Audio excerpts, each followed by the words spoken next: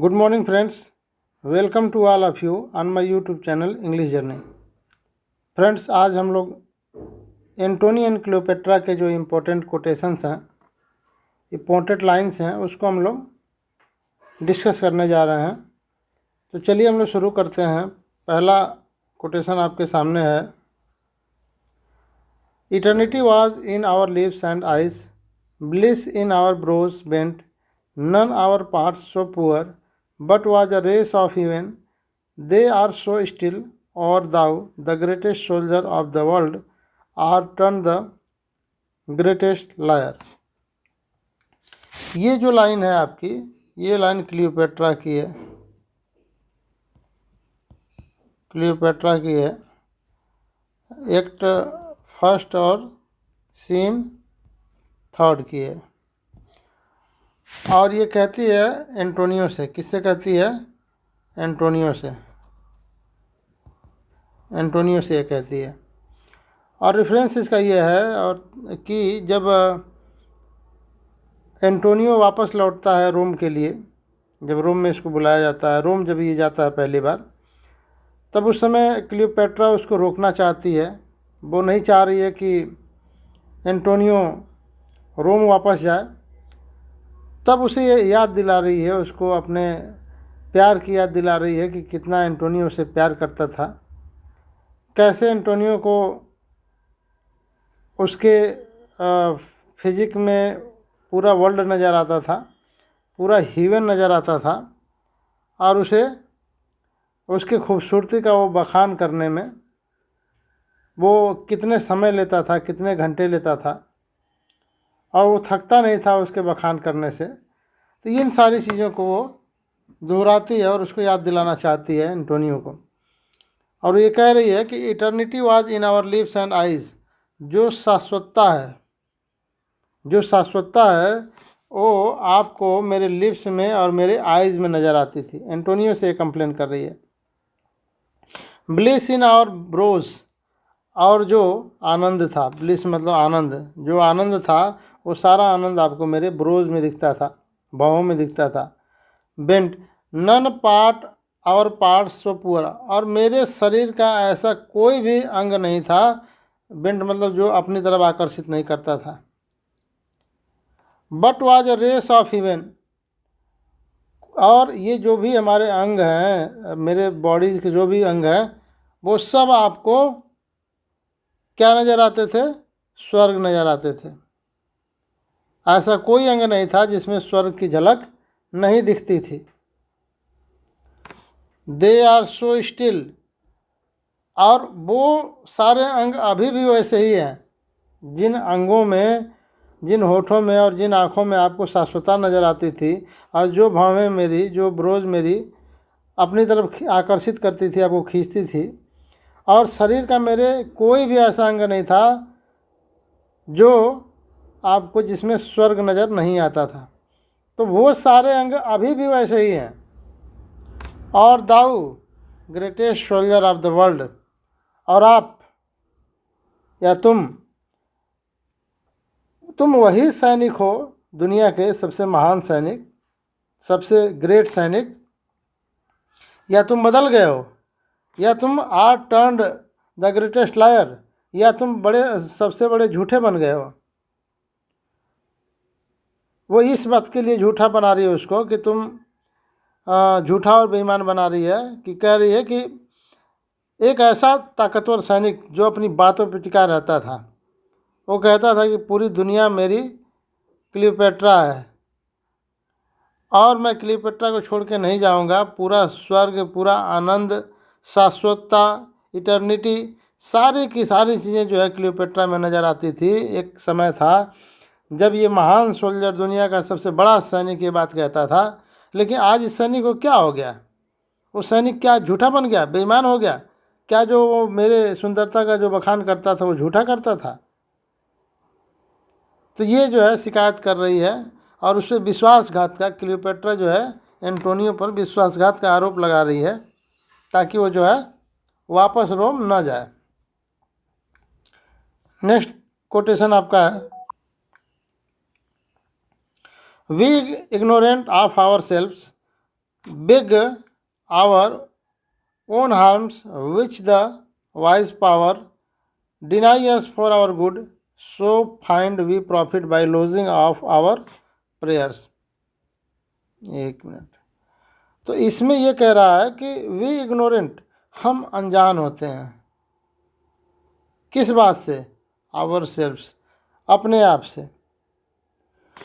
Bag often our own harms, harm मतलब नुकसान, अपने खुद के बर्बादी का कभी कभी हम दुआ करने लगते हैं। ऑफन अक्सर, कभी कभी हम अपने बर्बादी का दुआ करने लगते हैं।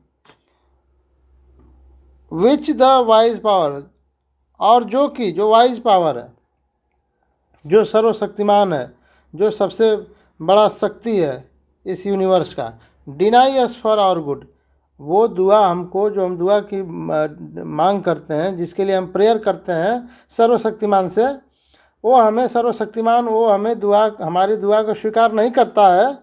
इसलिए नहीं करता है कि ताकि हमारा वो अच्छा चाहता है। शो फाइंड वी प्रॉफिट, ताकि उस दुआ की पूरी ना होने से, उस जो है प्रेयर को एक्सेप्ट भगवान के द्वारा न किया जाने की वजह से हमारा कुछ प्रॉफिट हो सके। भगवान हमारी प्रॉफिट चाहता है, सर्वशक्तिमान हमारी प्रॉफिट चाहता है। सर्वशक्तिमान चाहे आप जिसे मानते हैं, प्रकृति को मानते हैं, भगवान को मानते हैं, जिसे भी मानते हैं। अभी देखिए, अभी जो प्लेन क्रैश हुआ है, तो प्लेन क्रैश में 250-300 लगभग लोग मरे हैं। उसमें 242 लोग सवार थे, और जहाँ गिरा था जिस बिल्डिंग पे, उसमें डॉक्टर्स वगैरह थे, वो भी शायद डेथ किए हैं। तो वो 250-300 के करीब जो है वो डेथ का आंकड़ा है। तो उसमें एक लड़की ऐसी भी थी जो उसने बाद में अपने आप को वो इंटरव्यू दिया, और उसने ये कहा कि मेरी प्लेन छूट गई, इसलिए मैं आज ज़िंदा हूँ।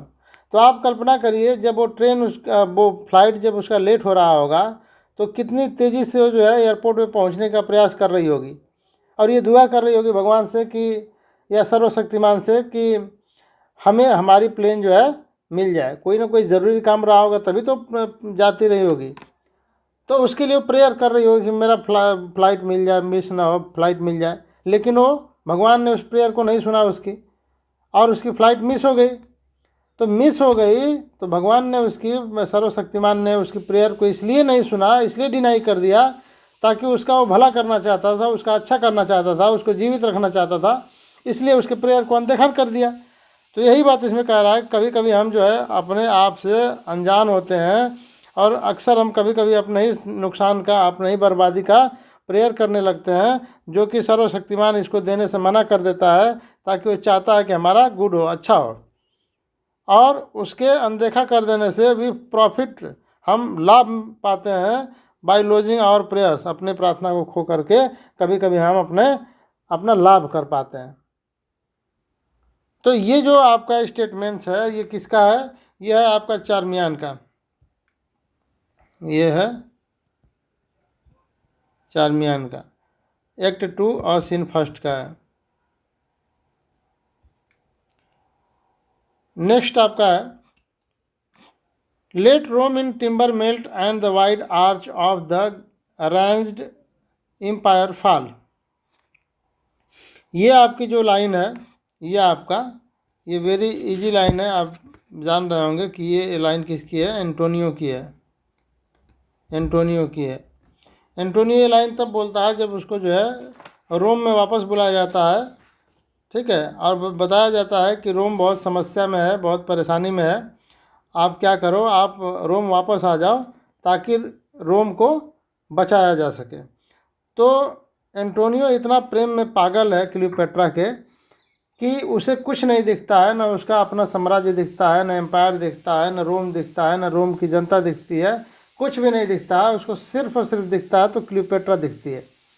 क्यों? क्योंकि पूरी दुनिया उसको क्लियोपेट्रा की आंखों में, क्लियोपेट्रा की गोद में, क्लियोपेट्रा की खूबसूरती में सब कुछ उसको नज़र आता है। तो इसलिए जो है वो क्लियोपेट्रा को छोड़ के जाना नहीं चाहता है।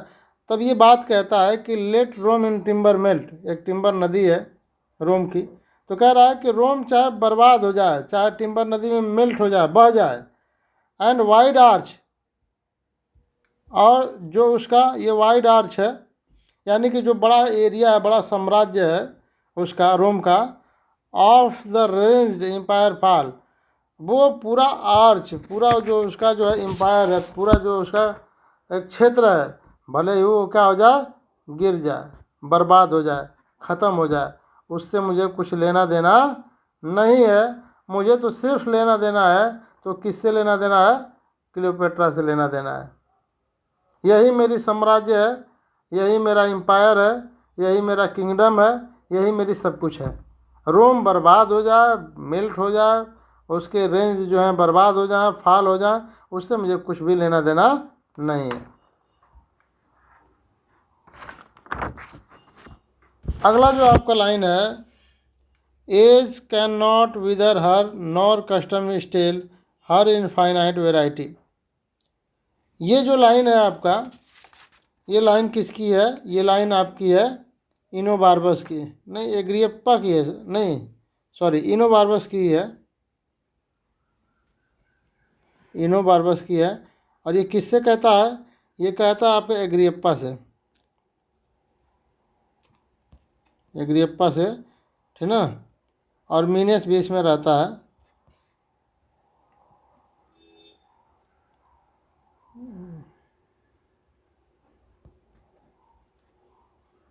और ये कहता है आपका, ये रहता है आपका एक्ट 2 और सीन 2।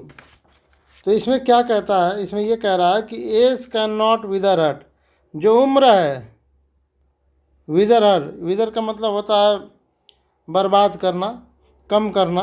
जो एज है उसकी खूबसूरती को कम नहीं कर सकता है। किसकी खूबसूरती को? क्लियोपेट्रा के। एंटोनियो चूँकि इतना मतलब, चूँकि क्लियोपेट्रा ऑलरेडी मैरिड थी, जूलियस सीजर के साथ उसका अफेयर था, और उसका खुद के 2 भाइयों के साथ था, और लोगों के साथ रहा होगा, एंटोनी के साथ है, मतलब 3-4 लोग तो ऐसे ही नोन है, संज्ञान में है। कुछ लोग अननोन भी रहे होंगे जिनसे उसका संबंध रहा होगा। तो उसकी उम्र तो हो गई है, कुछ ना कुछ तो उसकी उम्र ज़्यादा ही हो गई होगी, फिर भी उसकी खूबसूरती इतनी है कि उसकी खूबसूरती में कोई असर नहीं पड़ा है।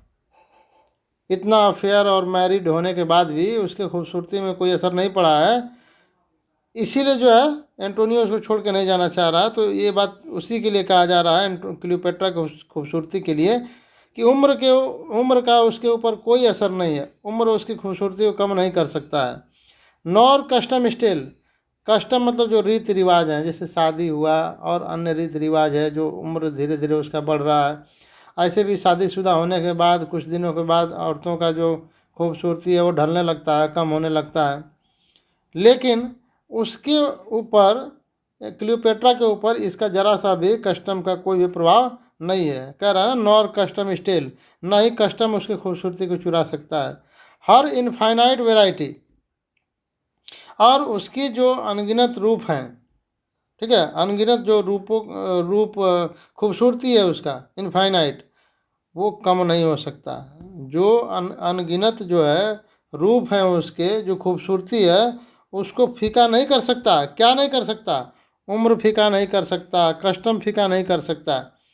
यानी कि इतनी वो खूबसूरत है कि आज भी इसका उम्र और कस्टम उसका कुछ बिगाड़ नहीं पाए हैं, और न ही उसकी खूबसूरती को कम कर पाए हैं।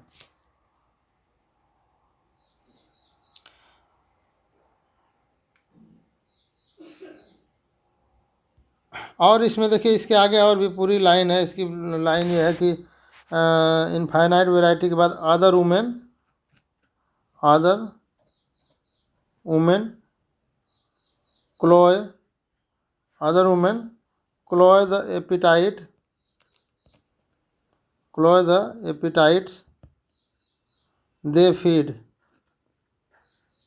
दे फीड। इसमें यह कह रहा है कि जो अन्य जो औरत हैं, जो अन्य औरतें हैं, उस वो तो उनकी तो भूख मिट जाती है, या वो किसी की भूख मिटा सकती हैं, अदर जो वुमेन है। लेकिन जो ये क्लियोपेट्रा है ना, ये ऐसी औरत है कि इसकी भूख जो है नहीं मिटती है, या जो इसके साथ संबंध में रहता है उसकी भूख जो है, जो एक उमनिस जो नीड होती है एक पुरुष को, वो उसकी भूख को जो है और बढ़ा देती है। इसके आगे फिट के आगे है आपका बाई सी मेक्स हंग्री। यानी ये कह रहा है कि ये ऐसी औरत है, अन्य जो औरतें हैं वो तो उनकी भूख ख़त्म हो जाती है या वो अन्य लोगों की भूख को ख़त्म कर देती हैं पुरुषों की, लेकिन ये क्लियोपेट्रा ऐसी औरत है जो जितना ही इसके पास जाता है उसकी भूख उतनी ही बढ़ती जाती है। ये ऐसी औरत है। तो ये है आपका क्लियोपेट्रा के बारे में। अगला आपका है give me my robe put on my crown I have immortal longings in me. ये जो लाइन है ये आपकी जो है क्लियोपेट्रा की लाइन है। किसकी है? क्लियोपेट्रा की लाइन है। और ये क्लियोपेट्रा की लाइन है और ये कहती है किससे? टू चार्मियान। चार्मियान से कहती है और इरास से कहती है, एंड इरास से कहती है। और ये कहती है आपका, ये आपका एक्ट 5 है, एक्ट 5 है और सीन 2 है। तो इसमें क्लियोपेट्रा ये कह रही है, ये लास्ट में जब क्लियोपेट्रा मरने लगती है तो क्लियोपेट्रा आत्महत्या से पहले या मरने से पहले अपने दिव्यता और शाही गरिमा का अनुभव करना चाहती है। और एक्चुअली जो भी इसके अफेयर्स रहे हैं, चाहे सीजर से, चाहे एंटोनियो से, चाहे अन्य लोगों से, तो ये अपने शाही जो अनुभव है, जो गरिमा है, उसको बना रखना चाहती है ताकि वो हमेशा रानी बनी रहे। इसलिए जो है, जो शासक रहते हैं, जो मजबूत शासक रहते हैं, उनसे ये अफेयर बना के रखती है। तो ये मरने के समय भी ये शाही दिव्य गरिमा को अनुभव करना चाहती है और ये बात कह रही है कि गिव मी माई रोब। रोब मतलब होता है आपका पहनावा, है ना, लबादा जिसे कहते हैं। तो कह रहे कि मेरा रोब दो, मेरा पहनावा, लबादा दो। पुट ऑन माई क्राउन, और मेरे सर पे मेरा जो राज मुकुट है उसको रख दो। आई हैव इमॉर्टल लॉगिंग्स इन मी, ताकि मरते वक्त मैं किंग रानी बन के ही मरूं। मेरे शरीर पे जो राजशाही जो डेकोरेशन होता है, चाहे वो क्राउन हो गया, चाहे वो लबादा हो गया, पहनावा हो गया, जो भी कुछ हो गया, वो मरते वक्त भी मेरे शरीर पे रहे, ताकि मेरी आत्मा जो है एक शाश्वतता को लेकर के जाए, एक शाही गरिमा को हमेशा हमेशा के लिए लेकर के जाए, वो उसी रूप में वो अमर हो जाए। अब इस पर आप कल्पना कर सकते हैं कितना उसके अंदर जो है शाहीपन का और दिव्यता का कितना उसके अंदर जो है लालच और भूख पड़ा हुआ है कि मरते वक्त भी उसको वो चीज़ें महसूस करने का मन कर रहा है। तो आप उससे कल्पना कर सकते हैं। नेक्स्ट लाइन है आपकी, ये तो हो गया है, ये भी हो गया है। I am dying, Egypt dying, ये आपका जो है मार्क एंटोनी का है। क्लियोपेट्रा से बात कहता है एक्ट 4 में, सीन 5 में। और ये आपका जो है इसमें इतना ही है, और भी इसमें इम्पोर्टेंस लाइन है, हम लोग और भी देख लेंगे क्योंकि वीडियोज़ बड़ी हो जाएगी। तो अभी फ़िलहाल इतना ही, मिलते हैं नेक्स्ट वीडियो में। Thanks to all of you for watching my videos.